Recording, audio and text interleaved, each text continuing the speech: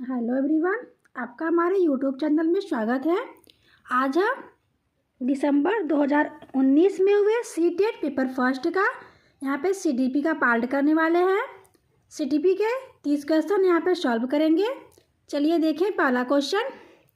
निम्नलिखित में से कौन सी प्रथाएं सार्थक अधिगम को बढ़ावा देती हैं? शारीरिक दंड, दूसरा सहयोगात्मक अधिगम पर्यावरण, तीसरा सतत एवं समग्र मूल्यांकन, चौथा है निरंतर तुलनात्मक मूल्यांकन। अब ऑप्शन देखिए। पहला ऑप्शन दूसरा तीसरा चौथा, दूसरे में है पहला दूसरा, तीसरे में दूसरा तीसरा, चौथे में पहला दूसरा तीसरा। तो इसका राइट आंसर है तीसरा, दूसरा और तीसरा सहयोगात्मक अधिगम पर्यावरण और सतत एवं समग्र मूल्यांकन। चलिए चलते हैं दूसरे क्वेश्चन की ओर। देखिए दूसरा क्वेश्चन। शिक्षक बच्चों की जटिल अवधारणाओं की समझ को किस प्रकार सहज कर सकते हैं? पहला, अन्वेषण एवं परिचर्चा के लिए अवसर उपलब्ध करके, दूसरा एक व्याख्यान दे करके, तीसरा प्रतियोगितात्मक अवसरों की व्यवस्था करके, चौथा बार बार यांत्रिक अभ्यास के द्वारा। तो इसका राइट आंसर है पहला, अन्वेषण एवं परिचर्चा के लिए अवसर उपलब्ध करके। ठीक, चलते हैं तीसरे क्वेश्चन की ओर। देखिए तीसरा क्वेश्चन। एक प्राथमिक विद्यालय की अध्यापिका बच्चों को एक प्रभावशाली समस्या समाधानकर्ता बनने के लिए किस प्रकार से प्रोत्साहित कर सकती है? चार ऑप्शन।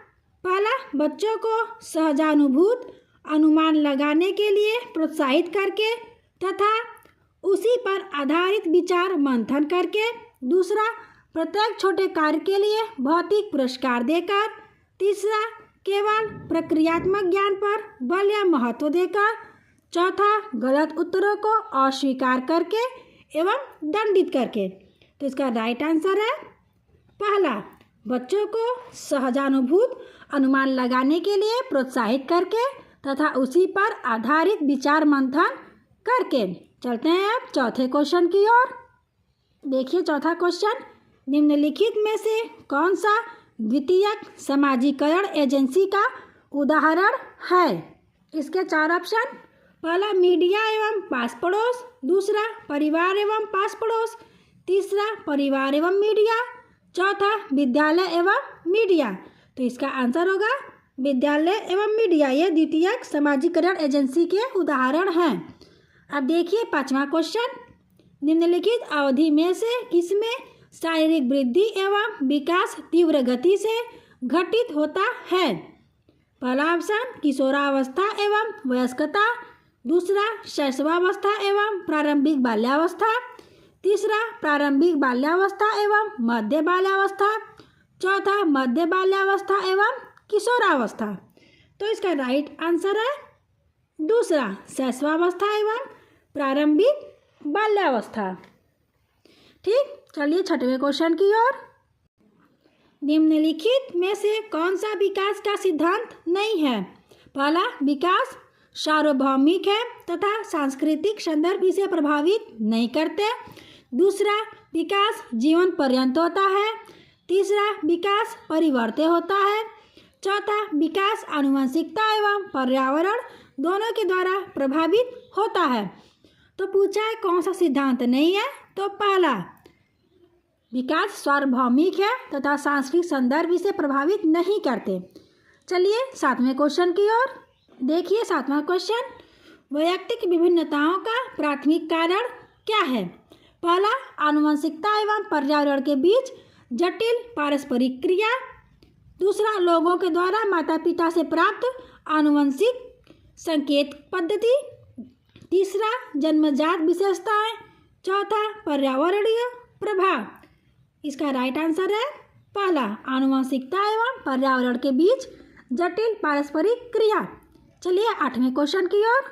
देखिए आठवां क्वेश्चन। बच्चों में जेंडर रूढ़िवादिता एवं जेंडर भूमिका अनुरूपता को कम करने के लिए निम्नलिखित में से कौन सी पद्धति प्रभावशाली है? पहला, जेंडर पृथक बैठने की व्यवस्था करना।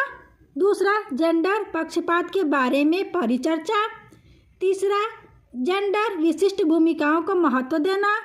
चौथा, जेंडर पृथक खेल समूह बनाना। इसका राइट आंसर है दूसरा, जेंडर पक्षपात के बारे में परिचर्चा। चलते हैं 9वें क्वेश्चन की ओर। देखिए 9वां क्वेश्चन, निम्नलिखित में से किस मनोवैज्ञानिक ने बच्चों को ज्ञान के सक्रिय जिज्ञासु के रूप में देखते हुए उनके चिंतन पर सामाजिक एवं सांस्कृतिक विषय वस्तुओं के प्रभाव को महत्व दिया? 4 ऑप्शन। पहला, लॉरेंस कोलबर्ग। दूसरा, जेबी वाटसन। तीसरा, लेव वाइगोत्स्की। चौथा, जीन पियाजे। तो इसका राइट आंसर है तीसरा, लेव वाइगोत्स्की। आइए 10वां क्वेश्चन देखें। भाषा के अर्जन एवं विकास के लिए सर्वाधिक संवेदनशील अवधि कौन सी है? किशोरावस्था। दूसरा, जन्म पूर्व अवधि। तीसरा, प्रारंभिक बाल्यावस्था। चौथा, मध्य बाल्यावस्था। तो इसका राइट आंसर है चौथा, मध्य बाल्यावस्था। ठीक, चलते हैं 11वें क्वेश्चन की ओर। देखिए 11वां क्वेश्चन, निम्नलिखित में से कौन सी लॉरेंस कोलबर्ग के द्वारा प्रस्तावित नैतिक विकास की एक अवस्था है? पहला है उद्योग बनाम अधीनता अवस्था। दूसरा, प्रसुप्ति अवस्था। तीसरा, सामाजिक अनुबंध अभिविन्यास। चौथा, मूर्त संक्रियात्मक अवस्था। इसका राइट आंसर है तीसरा, सामाजिक अनुबंध अभिविन्यास। देखिए 12वां क्वेश्चन, कक्षा में परिचर्चा के दौरान एक शिक्षक प्रायः लड़कियों की तुलना में लड़कों पर अधिक ध्यान देता है, यह किसका उदाहरण है? पहला, जेंडर समरूपता। दूसरा, जेंडर पक्षपात। तीसरा, जेंडर पहचान। चौथा, जेंडर संबद्धता। तो इसका राइट आंसर है जेंडर पक्षपात। अब देखिए 13वां क्वेश्चन, बच्चों के संज्ञानात्मक विकास के संदर्भ में निम्नलिखित में से कौन सी पियाजे की संरचना है? पहला, प्रबलन। दूसरा, स्कीमा। तीसरा, अवलोकन अवधि अधिगम। चौथा है अनुबंधन। तो इसका आंसर है दूसरा, स्कीमा। चलते हैं 14वें क्वेश्चन की ओर। देखिए, जिगजा पहेली को करते समय 5 वर्ष की नजमा स्वयं से कहती है, नीला टुकड़ा कहाँ है? नहीं, यह वाला नहीं, गाढ़े रंग वाला, जिससे यह जूता पूरा बन जाएगा। इस प्रकार की वार्ता को वाइगोत्स्की किस तरह संबोधित करते हैं? पहला, आत्मकेंद्रित वार्ता। दूसरा, व्यक्तिगत वार्ता। तीसरा, जोर से बोलना। चौथा, पाड़िया ढांचा। तो इसका राइट आंसर है दूसरा, व्यक्तिगत वार्ता। ठीक, देखिए 15वां क्वेश्चन, बच्चे को संकेत देना तथा आवश्यकता पड़ने पर सहयोग प्रदान करना निम्नलिखित में से किसका उदाहरण है? पहला, पाड़िया ढांचा। दूसरा, प्रबलन। तीसरा, अनुबंधन। चौथा, मॉडलिंग। इसका आंसर है पहला, पाड़िया ढांचा। ठीक, देखिए 16वां क्वेश्चन, निम्नलिखित व्यवहारों में से कौन सा जीन पियाजे के द्वारा प्रस्तावित मूर्त संक्रियात्मक अवस्था को विशेषित करता है? पहला, प्रतीकात्मक खेल, विचारों की अनुत्क्रमणीयता। दूसरा, परिकल्पित निगमनात्मक तर्क, साध्यात्मक विचार। तीसरा, संरक्षण, कक्षा समावेशन।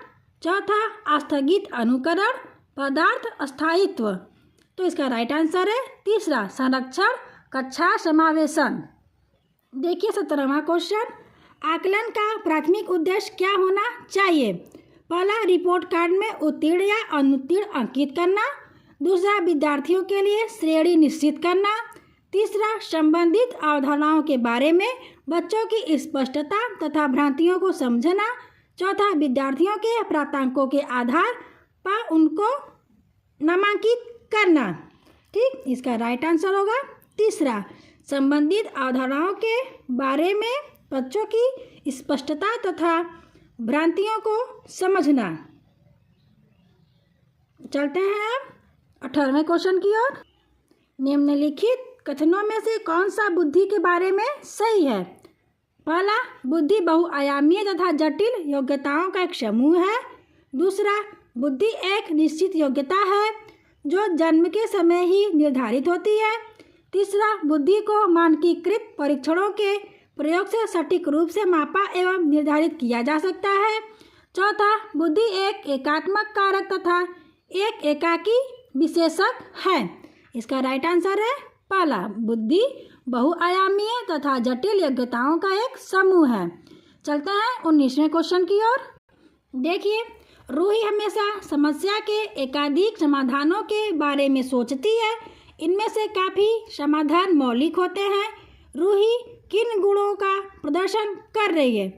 पहला, आत्मकेंद्रित विचारक। दूसरा, सृजनात्मक विचारक। तीसरा, अभिसारिक विचारक। चौथा, अनम्य विचारक। इसका राइट आंसर है दूसरा, सृजनात्मक विचारक। देखिए 20वां क्वेश्चन। शिक्षा का अधिकार अधिनियम 2009 में उल्लेख की गई समावेशी शिक्षा की अवधारणा निम्नलिखित में किस पर आधारित है? 4 ऑप्शन। पहला, मुख्यतः व्यावसायिक शिक्षा उपलब्ध अशक्त बच्चों को मुख्यधारा में शामिल करना।